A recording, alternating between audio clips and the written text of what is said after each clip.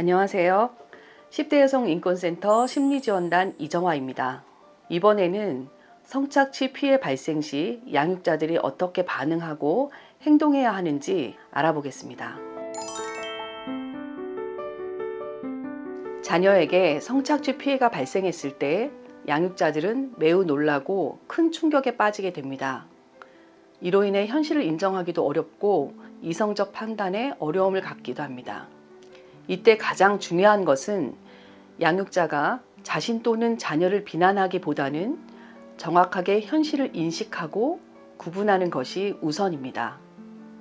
피해 아동 청소년에게 가장 필요한 것은 양육자가 자신의 안정감을 회복하고 자녀의 안정기지가 되어주는 것과 진솔한 대화입니다.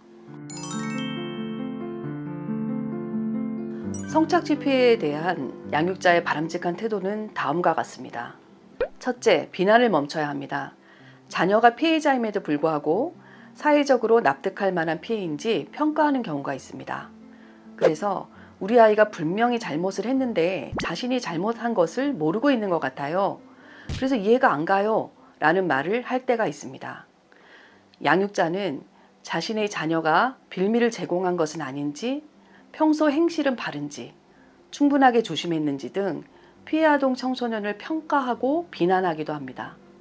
이러한 것은 말뿐만 아니라 비언어적인 행동이나 분위기에서도 느껴질 수 있습니다.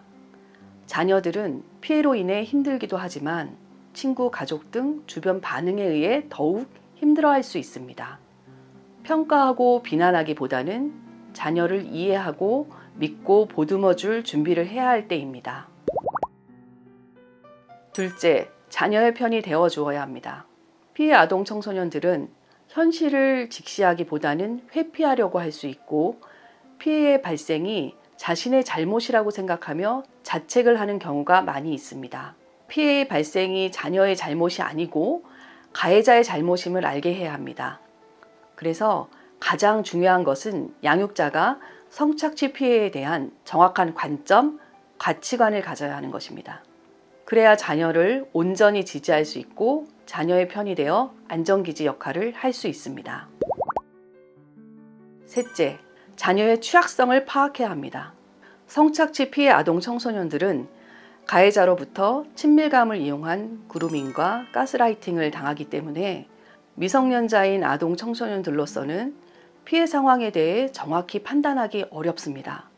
그 결과 피해 아동 청소년들은 오히려 사랑했다, 내가 한 선택이다, 처벌을 원치 않는다 등 자신이 피해자라는 것을 인식하지 못하여 도움을 요청하지 않는 경우가 많습니다. 또는 도움이 필요하다고 인지했더라도 가해자들에게 협박을 당하고 있는 상황일 수도 있습니다. 넷째, 자녀의 감정과 정서를 알아주는 대화를 해야 합니다.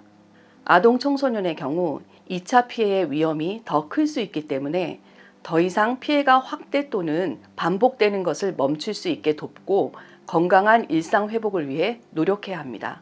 따라서 양육자는 관심을 가지고 자녀와 대화하며 신뢰적 관계를 회복해야 합니다. 대화를 할 때에는 자녀의 입장에서 경청하는 자세로 충분히 들어주고 기다려야 합니다. 자녀가 어려움이 있을 때 언제든지 양육자에게 도움을 요청할 수 있도록 열린 마음으로 자녀를 살펴봐야 합니다. 상담 사례를 보면 양육자들은 공통적으로 자녀의 성착취 피해 사건으로 인해 자신의 양육 태도가 부정당하는 것 같아 당혹스럽고 혼란스러워합니다.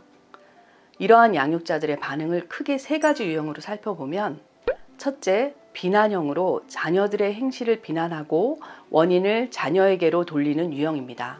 이 경우 양육자들은 자녀를 더욱 강하게 통제함으로써 자녀와의 소통을 더욱 어렵게 합니다. 양육자들은 우리 아이는 집에만 오면 말을 안 해요. 친구들과는 오랜 시간 밤늦게까지 톡하고 전화를 하지만 내게 하는 질문에는 단답형으로 답하거나 짜증을 내고 방에 들어가 버려요. 라고 합니다. 이럴 때는 비난의 말을 하기보다는 정서적인 대화를 하는 것이 좋습니다. 예를 들면 넌 왜 대답도 안 하고 이런 식이야? 엄마 무시하는 거야? 뭐가 문제야? 라고 하기보다는 대답을 안 하니 서운하다, 뭐 안 좋은 일이 있었니? 와 같이 정서를 표현하고 행동을 읽어주는 것이 필요합니다. 둘째, 회피형은 외부에 알려질 것을 두려워해서 문제 해결을 적극적으로 하지 않고 덮어두려고 합니다. 양육자들은 사회적 관계에서 자녀의 문제를 자신의 오점으로 판단하여 적극적으로 관여하는 것을 두려워합니다. 자신이 스스로 상황을 왜곡되게 판단하여 자녀의 피해에 온전히 집중하기 어렵습니다. 이러한 양육자는 현실을 인정하고 자녀의 입장에서 이해하려는 적극적인 노력과 건강한 소통이 필요합니다. 그래야 자녀의 든든한 조력자가 될 수 있으며 자녀는 앞으로 이러한 일이 반복되지 않도록 스스로 자신을 지키는 힘을 키울 수 있게 됩니다. 셋째, 둔감형으로 양육자의 정서가 취약하여 우울하고 무기력해지며 더욱 방어적으로 행동하는 유형입니다. 양육자는 양육자 자신의 어린 시절 또는 과거에 미해결된 심리적 어려움을 인지하지 못하고 있다가 자녀의 사건으로 인해 촉발된 자신의 심리적 어려움과 자녀의 사건의 충격에 결합되어 양육자로서 모호하고 경계가 없는 모습을 보입니다. 이러한 양육 태도는 자녀가 사회적 관계에서 자신과 타인에 대한 경계가 모호해지고 위험에 노출되기 쉽습니다. 따라서 양육자는 자신의 어려움을 알아차리고 양육 방법을 학습하는 것이 필요합니다. 그리고 자녀와의 관계에서 실천과 점검이 필요하므로 양육자 상담을 통한 양육 코칭이 도움이 된다고 말씀드릴 수 있겠습니다. 피해 자녀들 못지않게 양육자도 충격이 크고 자신이 양육자 역할을 잘못해서 그런 건 아닌지, 왜 나에게만 이렇게 힘든 일이 생기는지, 창피해서 어떻게 생활해야 할지, 앞으로 내 아이는 이 험한 세상을 어떻게 살아가게 될지, 문제를 어떻게 해결해야 할지 등등 여러 가지로 머릿속과 마음이 복잡하여 혼자의 힘으로는 해결하기 어려울 수 있습니다. 이러한 어려움을 가지고 피해 자녀를 만나는 양육자의 태도를 살펴보면 방임 또는 과도한 통제를 하는 모습을 자주 접하게 됩니다.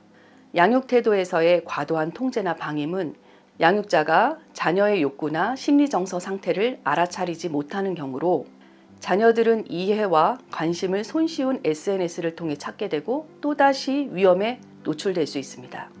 이러한 상태로는 피해를 당한 자녀들에게 힘이 되기보다는 죄책감 또는 반항심을 키울 수 있고 자녀는 마음의 문을 더 닫게 되는 것입니다.